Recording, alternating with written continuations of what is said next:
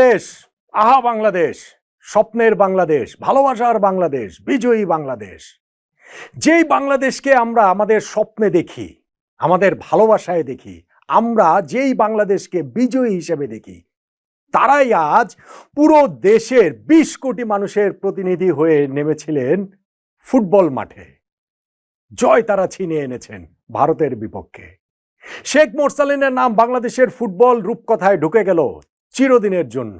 আপনি ভাবতে পারেন একটা জয়ই তো, কিন্তু যদি আপনি তেমনটা ভাবেন তাহলে আপনার ভাবনা ভুল।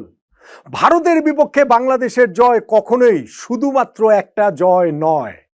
কখনোই ভারতের বিপক্ষে ওই জয়টাকে আপনি কেবল একটা ম্যাচের মধ্যে সীমিত রাখতে পারবেন না। যখন জানবেন বাংলাদেশের ফুটবলের সেই হৃদয় ভাঙার গল্প, একের পর এক, বছরের পর বছর, 22 বছর ধরে যেই ভারতকে বাংলাদেশ হারাতে পারে না, সেই ভারতের বিপক্ষে জয়টা শুধুমাত্র একটা জয় হয় কিভাবে। বরং বাংলাদেশের এই জয়টা হতে পারে এদেশের ফুটবল বিপ্লবকে পূর্ণতা দেওয়ার প্রথম বড় পদক্ষেপ। অবভিয়াসলি হামজা চৌধুরী, সৌমিত সোম, ফাহমিদুল, জায়ানরা এসে আমাদের ফুটবলটাকে নিয়ে নতুন করে আশা দেখাচ্ছে, কিন্তু মাঠে যদি রেজাল্টটা না আসে, জাতীয় দল যদি শেষ পর্যন্ত গিয়ে কাঙ্ক্ষিত ফল, প্রার্থিত ফল এনে দিতে না পারে, তাহলে একসময় হতাশা গ্রাস করার কথা। সেটা হয়নি, সেটা হামজারা হতে দেননি, সেটা শেখ মোরসালিন হতে দেননি। 22 বছর পর, সেই 2003 সালের পর এসে 2025 সালে আবারও বাংলাদেশ হারালো ভারতকে, যেই জয়টা বাংলাদেশ ফুটবলের জন্য নিঃসন্দেহে একটা জয়ের চেয়ে অনেক বেশি কিছু। 2003 সাল, তখনও আমাদের ফুটবলটার অবস্থা এখনকার মতো, বা ধরেন আমি যদি 6 মাস 1 বছর আগে যে অবস্থা ছিল তখনকার মতো হয়ে যায়নি। আমরা সেবার ভারতের মুখোমুখি হয়েছিলাম সাব চ্যাম্পিয়নশিপে, এবং এই জাতীয় স্টেডিয়ামেই ভারতের বিপক্ষে বাংলাদেশের সেই জয়। সেমিফাইনালে মতির মুন্নার সেই বাপায়ের দূরপাল্লার দুর্ভেদ্য শটের গোল্ডেন গোলে আমরা জিতে গিয়েছি। গোল্ডেন গোলের সেই জয়টা, এরপরে যে 22টা বছরে ভারতের সঙ্গে আমরা কতবার জয়ের কাছাকাছি গিয়েছি, কিন্তু আমরা জিততে পারছিলাম না। আর শুধু ভারতের কথাই বা বলবো কেন, বাংলাদেশ ফুটবলের একটা চিরকালীন রোগই হয়ে যাচ্ছিল যে আমরা শেষ সময়ে গোল খেয়ে যাই। এই যে এশিয়ান কাপ বাছাই পর্ব হলো, সেইখানেও তো বারবার আমরা সেটাই দেখেছি। এই ম্যাচে সেটা হয়নি, এই ম্যাচে বাংলাদেশ সেটা হতে দেয়নি। বরং 11তম মিনিটে আমরা যে গোল করেছি, সেইটা আমরা লিডটা ধরে রেখেছি শেষ পর্যন্ত। 90 মিনিট পেরিয়ে, এক্সট্রা টাইমের 6 মিনিট পেরিয়ে, তারপরেও এক্সট্রা টাইমের যে এক্সট্রা টাইম ছিল সেই পর্যন্ত ধরে রেখে বাংলাদেশ এই জয়টা নিয়ে এসেছে। নিঃসন্দেহে বুকটা কেঁপে উঠেছিল ওই সময়টা, যখন ওই অতিরিক্ত সময়ের শেষ মুহূর্তে আমাদের গোলকিপার বিতুল ভার্মার হাত থেকে একটা বল ফসকে যাচ্ছিল প্রায়, এবং মনে হয়েছিল এবারও কি জয়টা বাংলাদেশের ফসকে যাবে কিনা। কিন্তু না, মিতুলের পরেই যখন আবার সেকেন্ড অ্যাটেম্পটে বলটা ধরে ফেলেন, বাংলাদেশও যেন আসলে জয়টা ধরে ফেলে। এইবার আর জয়টা বাংলাদেশ তাদের হাত ফসকে যায়নি, পা ফসকে যায়নি। যেহেতু ফুটবল, সেহেতু এইভাবে বলা যায়। আমাদের হামজা চৌধুরী এর আগেই বাংলাদেশের জার্সিতে জয় পেয়েছেন ভুটানের বিপক্ষে, কিন্তু কম্পিটিটিভ ম্যাচে এটা তার প্রথম জয়। সমিত সোমের এটা প্রথম জয়। বাংলাদেশ ভারতের বিপক্ষে জিতলে বাকি অনেক কিছুই আসলে আড়ালে চলে যায়, বরং সেইখান থেকে একটা নতুন সম্ভাবনা, নতুন শুরুর সম্ভাবনা তৈরি হয়। সেটাই বাংলাদেশের ফুটবলাররা আজকে করে দেখিয়েছেন। 11তম মিনিটে বাংলাদেশ যে গোলটা দিয়েছে শেখ মোরসালিন, সেটা একটা ক্লাসিক গোল, ক্লাসিক কাউন্টার অ্যাটাকের গোল। মোরসালিন মিডফিল্ডে বল পেয়ে লেফট ফ্ল্যাঙ্কে রাকিবকে বল বাড়িয়ে তিনি তার রানটা অব্যাহত রেখেছিলেন, এবং রাকিব তার স্পিডে ভারতের 2 ডিফেন্ডারকে ছিটকে এগিয়ে গেছেন। এরপরে তিনি গিয়ে আলতো একটা মাইনাস করলেন বক্সের মধ্যে।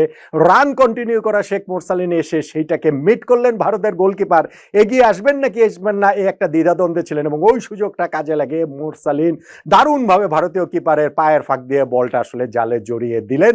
ফার্স্ট হাফটা বাংলাদেশ ওই 1 গোলের লিডেই আসলে আমরা শেষ করেছি। সেকেন্ড হাফেও আমরা বিচ্ছিন্ন 2-একটা সুযোগ তৈরি করেছি, বরং এই জায়গাটাতে আমাদের হচ্ছে গিয়ে ভারতে বাংলাদেশকে চেপে ধরেছিল, বেশ কয়েকটা সুযোগও তারা তৈরি করেছিল। আমি লাস্ট মোমেন্টের কথাটা বলছিলাম, সেইখান থেকে হামজার ওই ক্লিয়ারেন্সটার কথা বলতেই হবে, যেইখানে ভারত, এটা অবশ্য সেইটা হচ্ছে গিয়ে যে শুরুর দিকের ঘটনা, ফার্স্ট হাফেরই ঘটনা, যেইখানে ভারত প্রায় গোলটা দিয়ে দিয়েছিল, আমাদের গোলকিপার মিতুল মার্মা একটা ভুল করে তার পজিশন ছেড়ে বাইরে বেরিয়ে গিয়েছিলেন।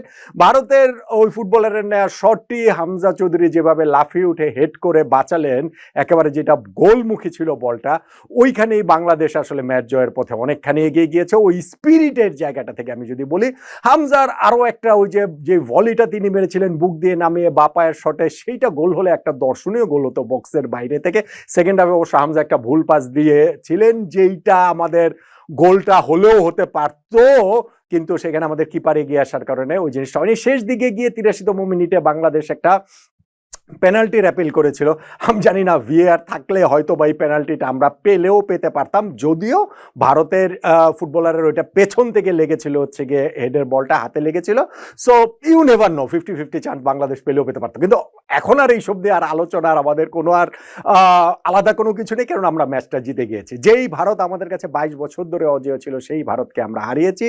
সেই ভারত এখন আর বাংলাদেশের কাছে অজেয় নেই। অবশ্যই এশিয়ান কাপে আমাদের খেলা হচ্ছে না, এই বাছাই পর্বের প্রথম 5 ম্যাচ থেকে আমরা মাত্র 2টা ড্রতে মাত্র 2টা পয়েন্ট আমরা পেয়েছিলাম। সেইখান থেকে আমরা শেষ করলাম 5 পয়েন্ট নিয়ে, ভারত 2 পয়েন্টেই থেকে গেল। অর্থাৎ ভারতের উপরে শুধুমাত্র আমরা আজকের এই ম্যাচে থাকিনি, ভারতের মাটিতে ভারতের সঙ্গে আমরা ড্র করেও এসেছি, এবং ওভারঅল পয়েন্ট টেবিলেও বাংলাদেশ এই গ্রুপে 4 দলের মধ্যে 3 নম্বরেই থেকে আমরা শেষ করলাম।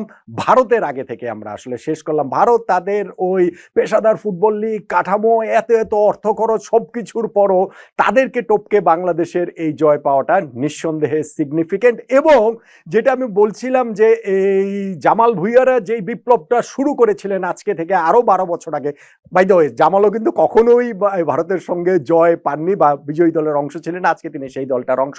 জামালটা যেই বিপ্লবটা শুরু করেছিলেন, প্রবাসী ফুটবলাররা, বাইরে থেকে আসা ফুটবলাররা, সেইটার আমরা এই বছর অনেক বেশি করে দেখছি। হামজা চৌধুরীর মাধ্যমে সমিত সোম, জায়ান, ফাহমিদুল, অনেকেই কিন্তু এখন বাংলাদেশ এই জাতীয় দলে খেলাটা তাদের কাছে একটা বিরাট বড় গর্বের বিষয়, বিরাট বড় প্রাইডের বিষয়।